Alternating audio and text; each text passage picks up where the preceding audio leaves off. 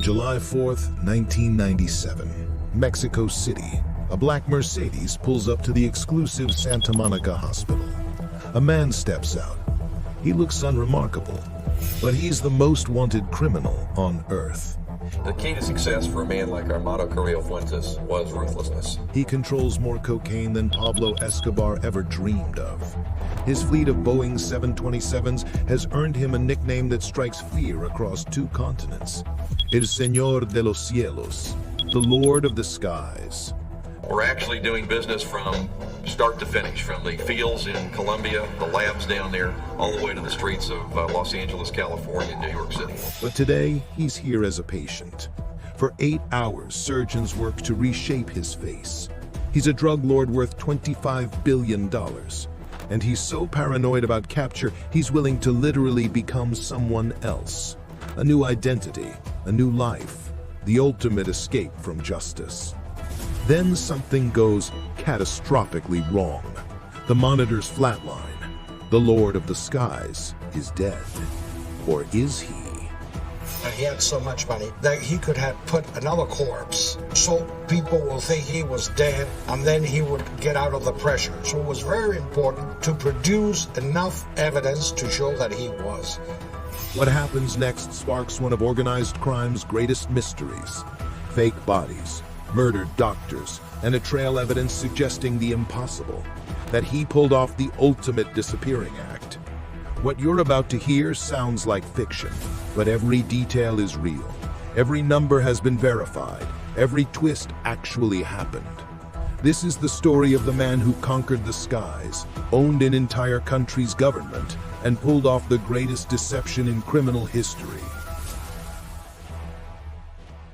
December 17, 1956. Guamuchilito, Mexico. Population barely 3,000. A young boy looks at his parents and 10 siblings and says, "I'm leaving to make it rich." With a 6th grade education and nothing but stubborn belief, Amado Carrillo Fuentes walks off the family farm toward a life that would make him richer than a small country. His family couldn't know that one day the number 400 would haunt anyone who spoke his name. His uncle, Don Neto, runs the Guadalajara Cartel, not a family connection so much as a criminal university. Amado is the star pupil. He learns logistics, diplomacy, violence, and most of all, how to stay invisible. While other bosses move cocaine by truck and boat, Amado stares at the clouds and saw an answer no one else did. In the early 1990s, Amado did what no drug lord had ever done.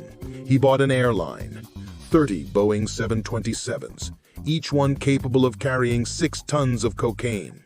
While most traffickers were shuffling a few hundred kilos, Amado moved tons, plural. In 48 hours, Amado could move 25 tons, around $500 million. He didn't just change the game, he broke it. Amado Carrillo Fuentes became one of the biggest drug organizations that we've ever known about. The planes landed on remote strips or in friendly countries. Pilots rotated, flight plans bent.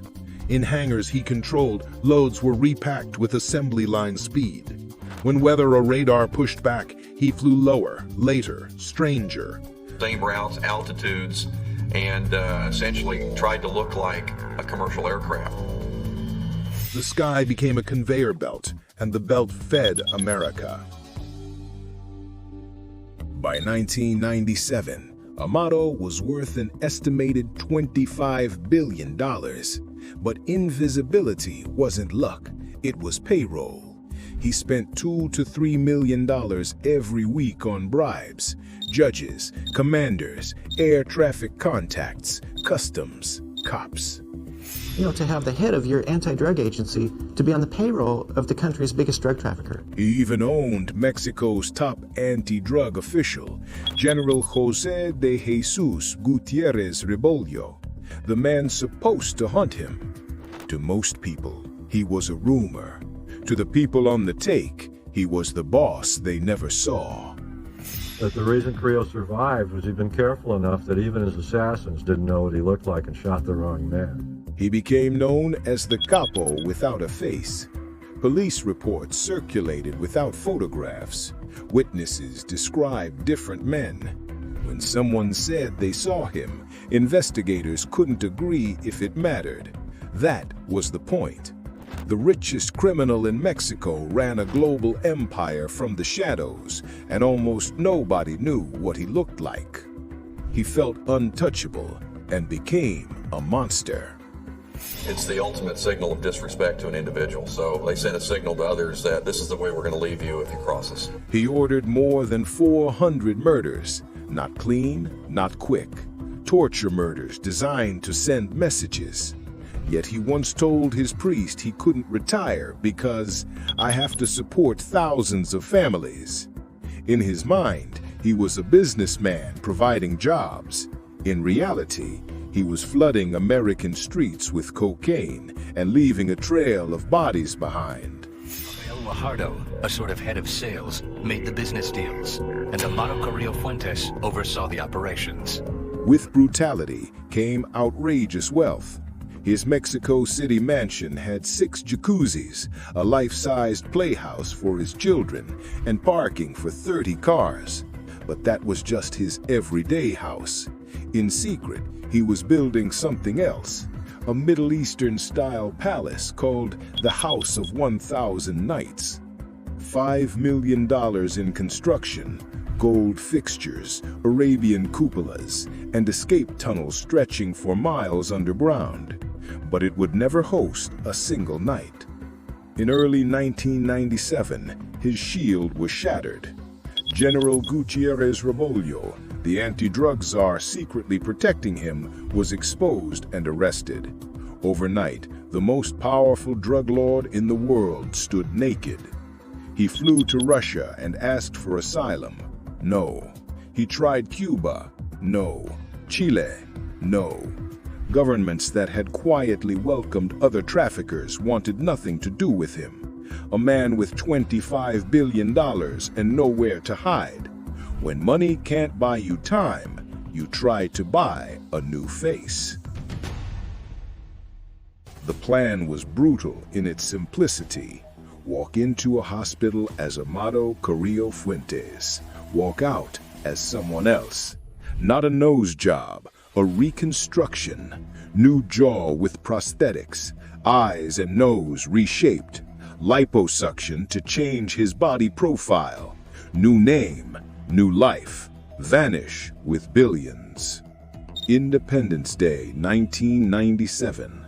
Under an alias, Amado checked in to Santa Monica Hospital in Mexico City. His bodyguards secured the floor. His personal doctors stood by. For 8.5 hours, surgeons worked. 8 hours of surgery, new jaw, nose, eyes, 30 pounds of fat gone. For a while, the monitors held steady. Then dawn came, and so did the crash. Heart failure, they said. Maybe anesthesia overdose. Maybe a malfunctioning respirator. But here's what no one can explain. His own bodyguards were in the operating room. They watched it unfold. Why didn't they stop the surgery when things went wrong? Those questions never got answers. The corpse looked like it had fought a hurricane. Bruised eyelids, snipped nose, dark circles, mottled skin. After liposuction, his body was deflated, unrecognizable. Identification was suddenly a problem, and that's when the conspiracy began. On November 7, 1997, police on the highway between Mexico City and Acapulco found 2 66-gallon steel drums by the roadside. Inside were the surgeons who had operated on Amado, Dr. James Godoy Singh and Dr. Ricardo Reyes Rincon. Tortured, nails ripped out, burned, strangled with cables, entombed in concrete. A third drum was found, but authorities never confirmed what was inside. Whoever did it wanted the truth about that operating room buried forever. Almost immediately, people close to Amado said the body in the casket wasn't him. The corpse had no distinctive white streak in its hair. Scars Amado carried were missing, including marks from childhood injuries. The skin tone was much darker than his. A distinctive mole on his back, gone. Even members of his family doubted. No white hair streak, scars gone, skin darker, a distinctive mole missing. His cousin Sergio said after the funeral, "Amado is fine, he is alive. He had surgery practiced on some poor unfortunate person to make everybody believe it was him." There was one detail his people always talked about, the toy airplane. Amado carried a small toy plane everywhere, a good luck charm, a reminder of the sky that made him rich.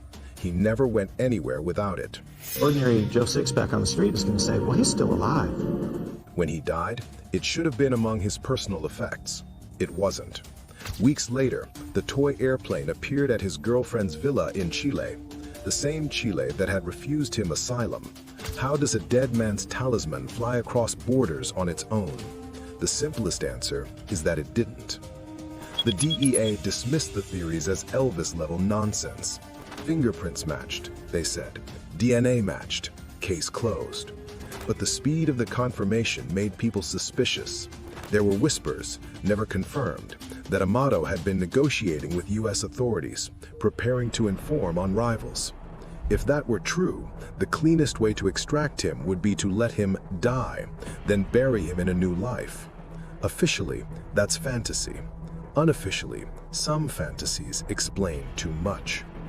Like the lead wolf down, they don't stop running. Somebody else emerges and the wolf pack just keeps on going. Whether Amado is dead or alive, one fact is certain. His empire didn't die on that operating table. His brother Vicente took over and ran the cartel for 17 years until his arrest in 2014. According to those who hunted him, Vicente was even more violent. He introduced car bombs into Mexico's drug wars. In February 2025, he was extradited to the United States, still fighting legal battles over the empire Amado built nearly 30 years earlier. The Carrillo family became a ledger of tragedies. His brother Rodolfo was assassinated in 2004. His son Cesar shot dead in 2020. His grandson killed in a 2023 plane crash, a cruel echo of the skies that made them rich. Pieces of the empire have been sold off.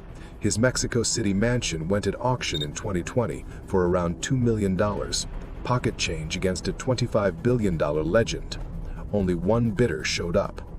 The proceeds went to pandemic relief, maybe the only good thing that money ever did, and the House of 1,001 Nights, bulldozed in 2020 after nearly 3 decades of rot. Today, all that's left is an empty lot in Hermosillo, where a palace used to dream. Strip away the myth, and you get 2 men. The first is a visionary who industrialized smuggling, fleets instead of couriers, air routes instead of mule trails, standardized loads, tight schedules, contingency plans that would shame a freight company. The second is a butcher who believed the ends justified the means. 400 murders, many staged to terrify the living. He told his priest he couldn't retire because too many families depended on him, as if a paycheck could wash the blood from his hands. If the official story is true, Amado died trying to become someone else. If the conspiracy is true, he succeeded. Which is more terrifying, a cartel lord who dies on a hospital table, or one who quietly survives and learns to disappear for good? Think about the pattern. He built an airline for drugs, erased his face from files, bought the general meant to catch him, bribed his way out of traps, built a palace, and lost it. Is it really so hard to believe he might be the one criminal who beat death at its own game? July 4th, 1997, Independence Day. The day Amado Carrillo Fuentes either died in the most ironic way possible or became truly free. You've heard the evidence. The body that didn't match, the doctors in the drums, the toy airplane that traveled like a message, the official word that shut the door fast. Was it the end of the Lord of the Skies, or just another flight plan?